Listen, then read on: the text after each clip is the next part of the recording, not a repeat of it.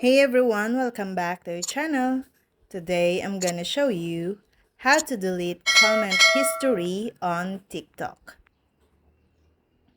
If you left a comment on someone's TikTok video and want to delete it, the easiest way to nuke it is through the app settings menus.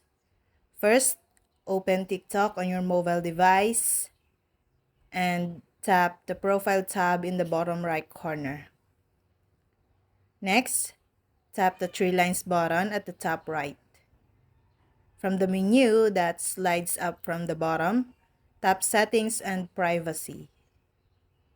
Next, scroll down and tap Activity Center. Near the top of the next screen, tap Comment History. Now, you'll see a list of every comment you've ever left on TikTok. Tap the one you wish to delete, and TikTok will take you to the comment section of that video with your comment on top. Tap and hold your comment until a menu appears. Finally, tap delete. TikTok won't ask you to confirm this. Your comment is immediately deleted with no way to recover it.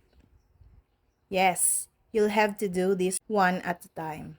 While TikTok allows you to delete your entire watch history at once, the platforms makes you delete comments individually. If you're asking how you can delete all of your comment history on TikTok, the answer is one at a time. And that's all.